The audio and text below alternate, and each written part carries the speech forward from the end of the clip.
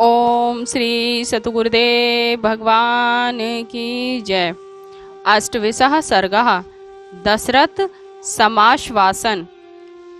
दत्वा तु सह विदेहा ब्राह्मणेभ्यो धनम बहु जगमतु पित्रन दृष्टु सीत्या सह राघवो। इस प्रकार राम, लक्ष्मण और सीता ने ब्राह्मणों को बहुत सारा धन दिया। तदंतर वे तीनों महाराज दशरथ से मिलने गए।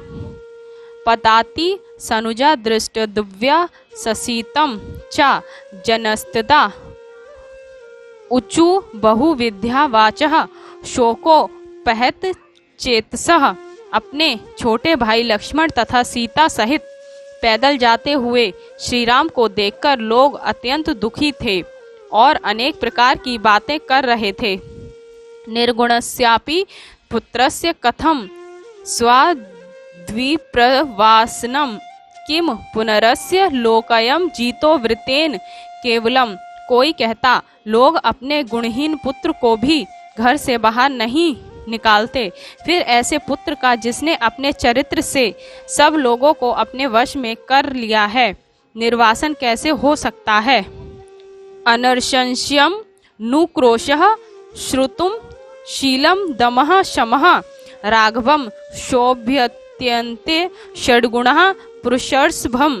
कोई कहता, केवल सदाचार ही नहीं अपितु अहिंसा, दया, विद्या, सुशीलता, दम, इंद्रिय दमन और शम चित्त की शांति, ये 6 गुण पुरुष श्रेष्ठ राम को शोभित कर रहे हैं। उद्यानानि परित्यज्य क्षेत्राणि च गृहाणि च एक दुख सुखा राम मनुगच्छाम धार्मिकम। कोई कहता, हम लोग बाग बगीचा, खेती बाड़ी और घर द्वार का परित्याग करके धर्मात्मा श्री राम के पीछे पीछे उनके दुख सुख के साथी बनकर जाएंगे। इत्येवं विविधा वाचो नाना जन समीरितः शुश्राव रामः श्रुत्वा च न विचेक्र्य अस्य मानसम। श्री राम लोगों के मुख से विविध प्रकार की बातें सुनते जाते थे, परंतु इन बातों से उनके मन में कोई विकार उत्पन्न नहीं हुआ। सा तु वेशम पृतु दुरात कैलास शिखर प्रभम अभिचक्राम धर्मात्मा मतमा तडंग विक्रमः। धर्मात्मा श्री राम मत वाले हाथी की तरह की विक्रम प्रदर्शित करने वाली चाल से धीरे धीरे कैलाश शिखर की कांति के समान दिखाई देने वाले अपने पिता के भवन की ओर जाने लगे। विनीत वीर पुरुषम सा प्रवश्य नृपाल्यम ददार्श वस्थितम दीनम सुमित्रः म विदूरतः। राजमहल के द्वार पर वीर लोग विनीत भाव से खड़े थे। श्री राम उनके पास से आगे बढ़े और थोड़ी ही दूर पर उन्होंने उदास मन खड़े हुए सुमंत्र को देखा। ततः कमल पत्राक्ष श्यामो निरूपमो महान उवाच रामस्तम सुतम पितृख्याहि मामिति। कमल नेत्र श्याम वर्ण अनुपम एवं महागुणी श्री राम ने सुमंत्र से कहा कि पिताजी को हमारे आने की सूचना दो। सा राम प्रेषितः क्षिप्रम ता वर्दित्वा राजानम भय विक्लव्या वाचः मंदाया स लक्ष्मणम ब्रवीत। राम के द्वारा प्रेषित सुमंत्र ने भीतर जाकर महाराज का अभिवादन कर डरते डरते धीमे स्वर में ये मधुर वचन बोले। अयम सा पुरुषस्य व्याघ्रो द्वारि तिष्ठति ते सुतः स्वार सुहृद आप्रच्छ त्वामिन्दानि दुद्रक्ष्यते। महाराज पुरुषन सिंह आपके पुत्र द्वार पर खड़े हैं। सब सुहजनों से विदा हो वे आपके दर्शन करने के लिए आए हैं। सा सत्यवादी धर्मात्मा गंभीर्यात साग रोपमा उवाच राजा तम सुतम सुमंत्रान्य में सुतम। सुमंत्र की बात सुन सत्यवादी धर्मात्मा और गंभीरता में समुद्र के समान महाराज दशरथ ने सुमंत्र से कहा, हे सुमंत्र, मेरे पुत्र को यहाँ ले आओ। स सुतो राममाद्याय लक्ष्मणं मैथिली तदा जगामा भिमुख स्तूणः संकाशम जगतीपते। तब सुमंत्र श्री राम लक्ष्मण और सीता को साथ लेकर शीघ्र महाराज दशरथ के निकट चले।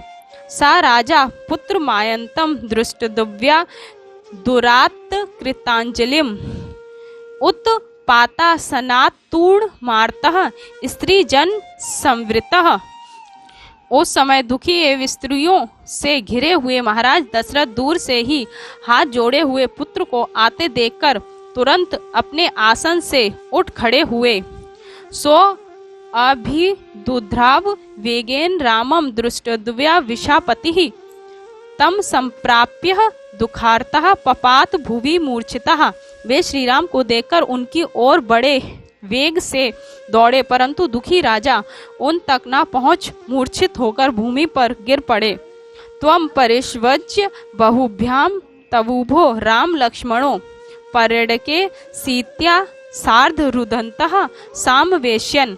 राम और लक्ष्मण ने भुजाओं को पकड़कर महाराज को उठाया और सीता सहित रोते हुए उन्हें पलंग पर ले जाकर बिठाया।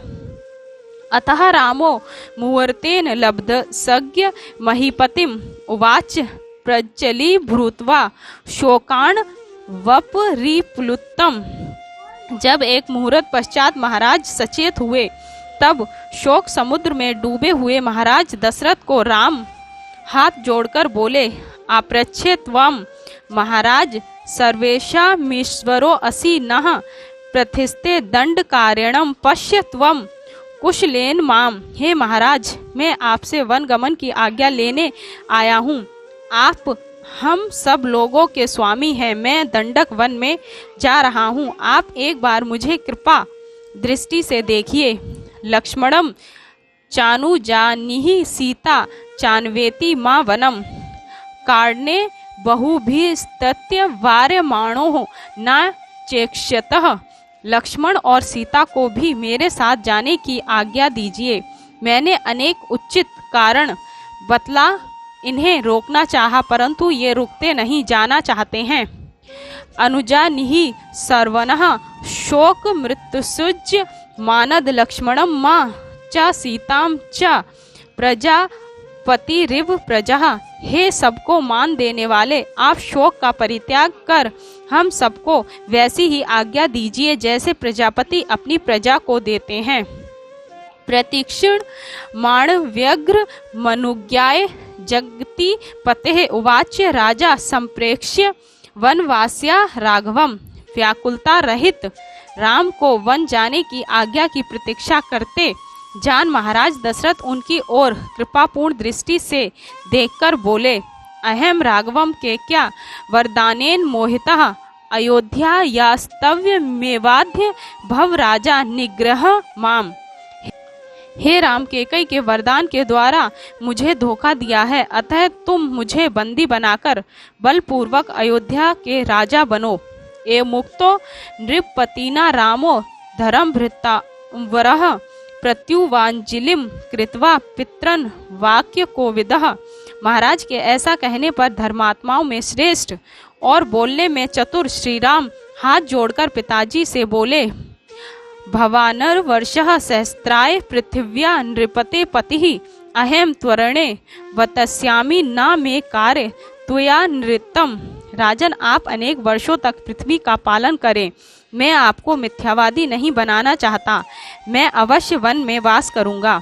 नव पंच च वर्षाणि वनवासे विरहत्य ते पुनः पादो ग्रहश्यामि प्रतिज्ञान्ते नराधीपः। हे नराधीप, 14 वर्ष वन में निवास कर और अपनी प्रतिज्ञा को पूर्ण कर मैं पुनः आपकी चरण सेवा में उपस्थित हो जाऊंगा।